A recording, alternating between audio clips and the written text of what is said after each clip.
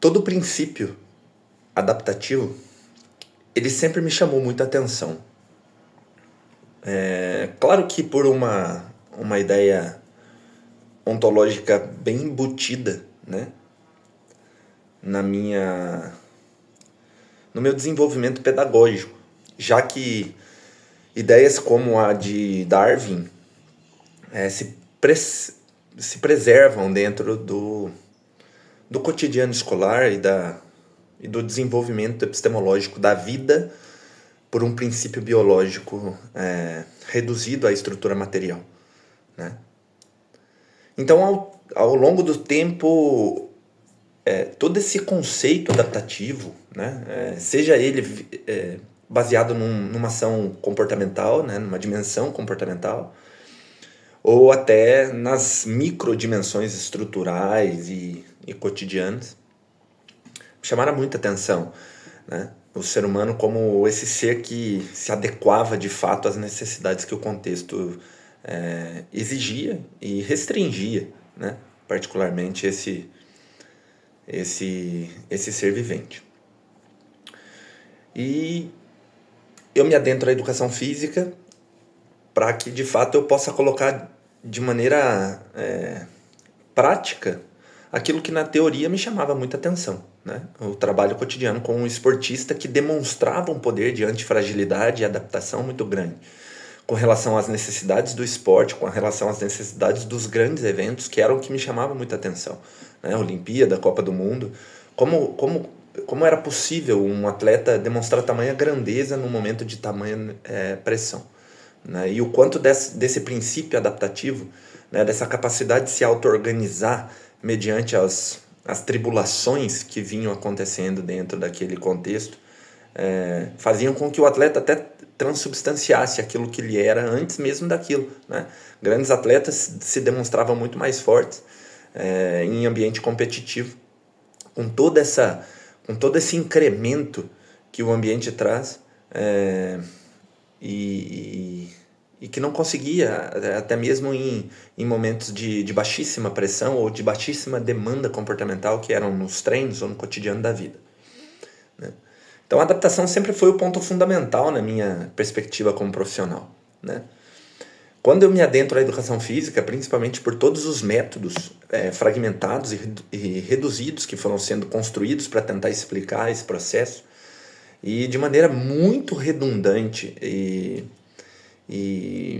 reduzida a aspectos materiais, limitadas às estruturas físicas, né, eu não consegui encontrar respostas para demonstrar ou para entender minimamente essa grandeza dessa valência adaptativa, né?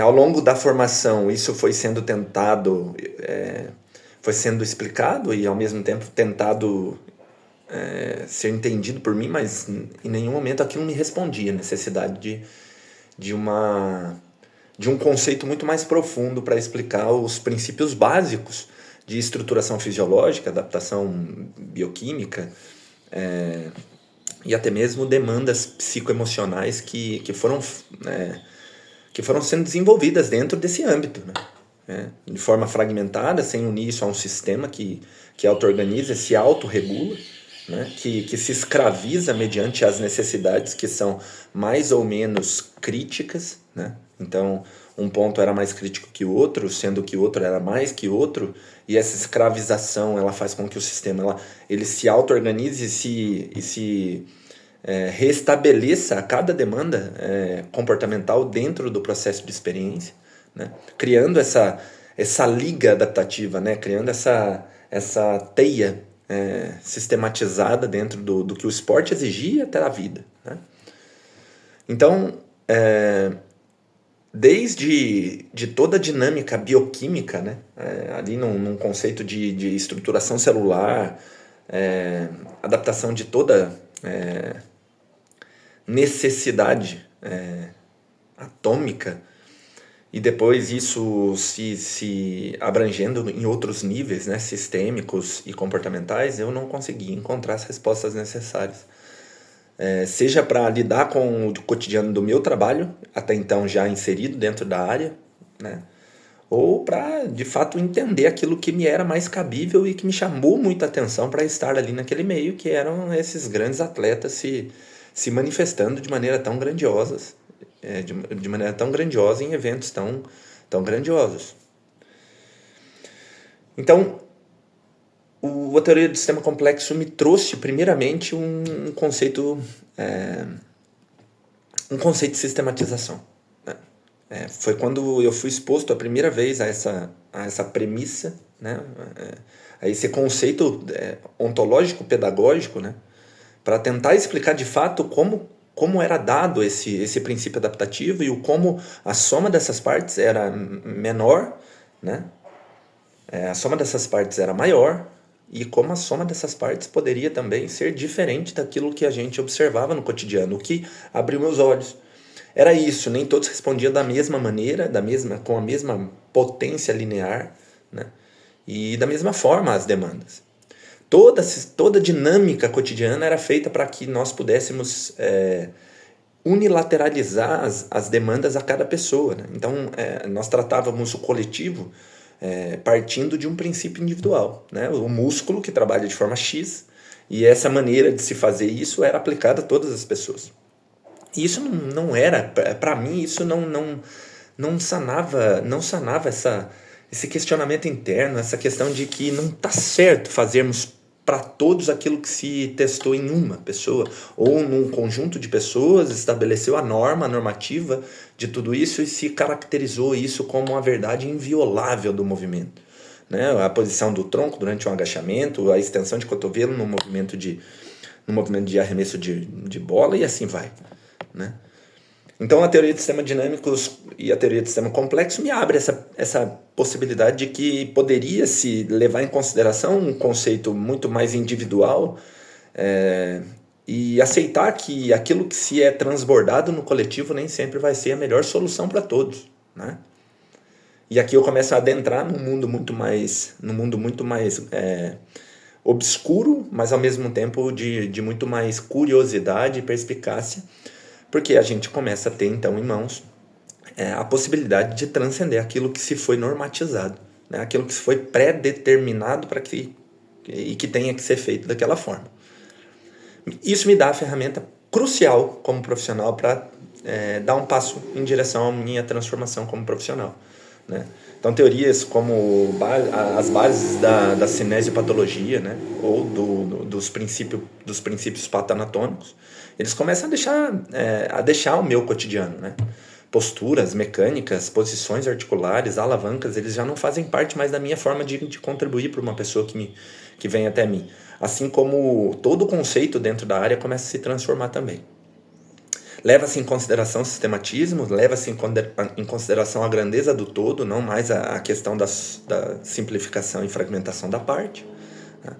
E dentro disso, a gente começa a angariar voos muito maiores em direção a respostas que eu não tinha. Né? Então, percebe-se a partir daí a necessidade de se olhar o comportamento dentro de um amplo campo de sistematizações. Né? O comportamento ele não é só uma maneira do robô se ajuntar a um fantasma de se movimentar, né? Mas de fato um meio pelo qual aquela expressão daquele ser se colocava naquela prática, né? E tudo o que isso aqui como estrutura física pode contribuir é manifestado como efeito, não como causa, né? Então o movimento ele já não era mais o movimento do cotovelo já não era mais a causa da ação motora, mas a necessidade comportamental intencional de fato fazia com que o efeito fosse a dobradiça e a flexão dessa articulação. Como efeito, aceita-se então que o efeito nem sempre ele tem que ser recorrente, repetitível.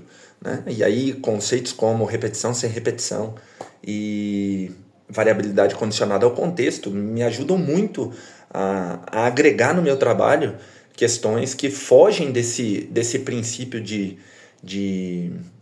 sustentação de um padrão único. Né? O movimento já não era uma coisa só. O movimento poderia ser feito de outras formas e essa vasta amplitude dentro do repertório ele não era algo que deveria ser excluído como ruído ou como algo errado, mas aceito e principalmente amplificado naquela demanda, né?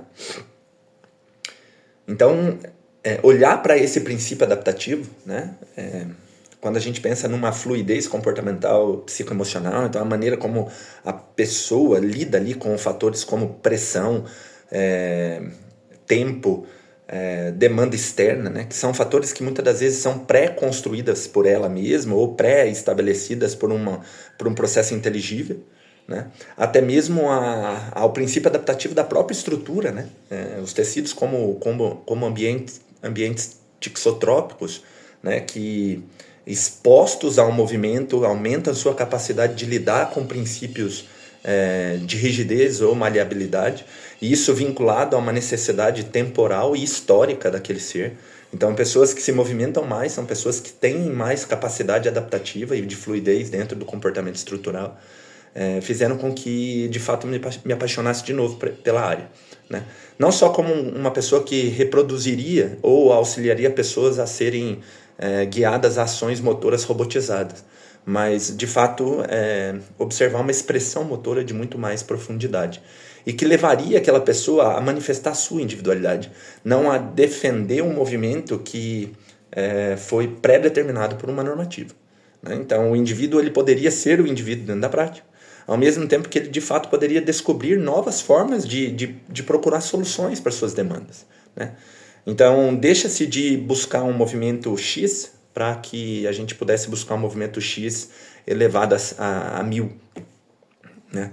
Não importa a vastidão, não importa a amplitude, não importa a posição articular, sendo que há uma transformação, mesmo que aquele movimento seja executado de forma constante e coerente com a demanda, toda a dinâmica sinérgica tixotrópica ela alterna mediante a fadiga, estresse, motivação, princípio de atenção, sintonização, que são fatores que multiplicam ainda mais a grandeza e a complexidade daquele comportamento.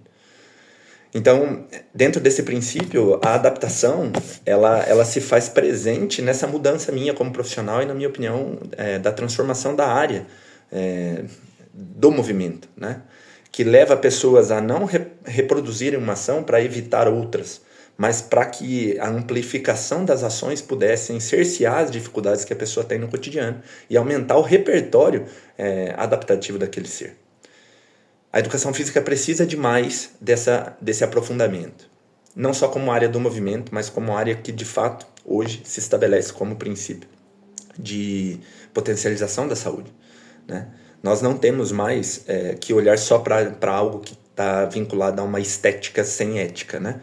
Seja por fatores químicos, canetas emagrecedoras ou qualquer outra coisa que favoreça uma estrutura de forma que não viabilize saúde. Assim como o próprio movimento, que reduzido a um único padrão, se limita a um repertório baixíssimo e de fraquíssima capacidade adaptativa. O grande homem é um homem que se adapta. O grande homem não é o mais forte, não é o mais rápido, é o homem que se adapta. É o homem que recebe bênçãos, é o homem que tem uma vastidão de princípios que faz com que ele consiga, de fato, se substanciar num contexto de alta demanda. E é isso que a educação física não pode reprimir. A educação física precisa elevar. E como profissional, eu acho que esse é o principal ponto a se pensar e se construir de maneira filosófica, ético e prático por daqui para diante, para que a gente possa, de fato, transformar a nossa área numa área que traga para as pessoas aquilo que elas precisam, né? Essa capacidade adaptativa.